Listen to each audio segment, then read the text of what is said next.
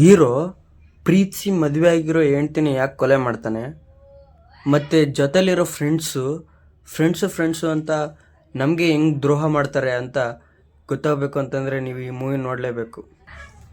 Hello guys, welcome to Arjun Pradhani. ನಾನಿವತ್ತು ಮಾತಾಡೋಕೆ ಹೊರಟಿರೋದು ಸ್ವಾಮಿ ಅನ್ನೋ ಮೂವಿ ಬಗ್ಗೆ. ಈ ಮೂವಿ ಸಸ್ಪೆನ್ಸ್ ಆಗೋ ಕ್ಯೂರಿಯಾಸಿಟಿ ಮೂವಿ ಅಂತ ಹೇಳ್ಬೋದು. ಅಲ್ಲಲ್ಲಿ ಅವಾಗವಾಗ ಕಾಮಿಡಿ ಸೀನ್ಸ್ ಇದ್ದಾವೆ. ಆಲ್ಮೋಸ್ಟ್ ಇದರಲ್ಲಿ ಕಾಂತಾರ ಮೂವಿಲಿ ಆ್ಯಕ್ಟ್ ಮಾಡಿರೋ ಕಾಮಿಡಿಯನ್ಸೇ ಇರೋದು. ಮೊದಲನೇದಾಗಿ ಈ ಮೂವಿನ ಪೂರ್ತಿ ಕಾಫಿ ತೋಟದಲ್ಲೇ ತೆಗೆದ್ಬಿಟ್ಟಿದ್ದಾರೆ. ಫುಲ್ ಎಲ್ಲ ಗ್ರೀನರಿ. ಮೂವಿಲಿ ಸ್ಟಾರ್ಟಿಂಗಿಂದಾನೇ ಕಾಮಿಡಿ ಸ್ಟಾರ್ಟ್ ಆಗ್ತಾ ಹೋಗುತ್ತೆ. ಆಮೇಲೆ ಮಧ್ಯ ಸಸ್ಪೆನ್ಸ್ ಉಟ್ಕೊಳ್ಳೋದು. ಒಂದು ಸರ್ತಿ ಕ್ಯೂರಿಯಾಸಿಟಿ ಸ್ಟಾರ್ಟ್ ಆಗಿಬಿಟ್ರೆ ಇನ್ನು ಮೂವಿ ಮುಗಿಯೋವರೆಗೂ ಅದು ಹಂಗೆ ಸಸ್ಪೆನ್ಸಲ್ಲೇ ಹೋಗ್ತಾ ಇರುತ್ತೆ. ಮೂವಿ ಲಾಸ್ಟ್ವರೆಗೂ ನಿಮ್ಗೆ ಗೊತ್ತೇ ಆಗೋದಿಲ್ಲ. ನೆಕ್ಸ್ಟ್ ಏನಾಯಿತು ಅಂತ ಕ್ಯೂರಿಯಾಸಿಟಿಲೇ ಇರುತ್ತೆ. ಆಗಾಗ ಅಲ್ಲಲ್ಲಿ ಟ್ವಿಸ್ಟ್ಗಳಿದ್ದಾವೆ. ಮೂವಿ ಮಧ್ಯದಲ್ಲಿ ಯಾಕೆ ಇವನು ಹೀರೋ ಈ ಥರ ಮಾಡ್ತಿದ್ದಾನೆ, ಅವ್ರ ಕಡೆಯವ್ರನ್ನೇ ಯಾಕೆ ಈ ಥರ ಹಿಂಸೆ ಕೊಡ್ತಿದ್ದಾನೆ ಅಂತ ನಿಮ್ಗೆ ಕನ್ಫ್ಯೂಸ್ ಆಗಿಬಿಡ್ಬೋದು. ಆ ಥರ ಟ್ವಿಸ್ಟ್ ಇದೆ.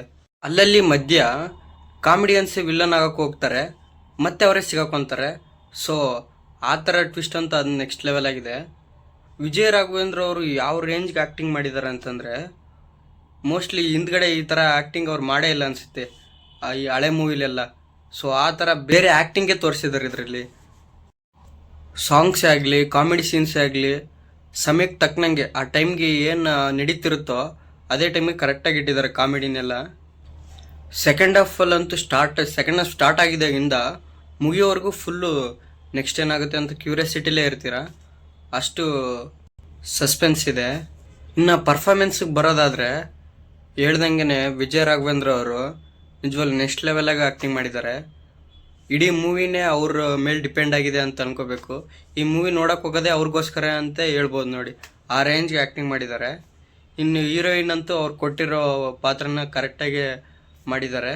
ಇನ್ನು ಕಾಮಿಡಿ ಅಂತೂ ಎಲ್ಲ ಕಾಂತಾರ ಮೂವಿಲಿ ಆಲ್ಮೋಸ್ಟ್ ಆ್ಯಕ್ಟ್ ಮಾಡಿರೋರು ಇರೋದಿದ್ರಲ್ಲಿ ಅವರು ಅಷ್ಟೇ, ಅವರು ಟೈಮ್ ತಕ್ಕನಂಗೆ ಆ್ಯಕ್ಟ್ ಮಾಡಿದ್ದಾರೆ. ಇಲ್ಲಿ ವಿಲನ್ ಪಾತ್ರಕ್ಕೆ ಬಂದರೆ ಸ್ವಲ್ಪ ನೀವು ಕನ್ಫ್ಯೂಸ್ ಆಗ್ಬೋದು. ಅದನ್ನು ನೀವು ಮೂವಿ ನೋಡಿದಾಗೇ ಅರ್ಥ ಆಗುತ್ತೆ.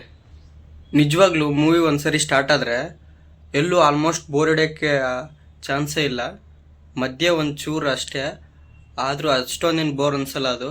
ಸೆಕೆಂಡ್ ಹಾಫಲ್ಲಂತೂ ಫುಲ್ ನಿಮಗೆ ಮೂವಿ ಮುಗಿಯೋದೇ ಗೊತ್ತಾಗಲ್ಲ, ಆ ಥರ ಹೋಗುತ್ತೆ.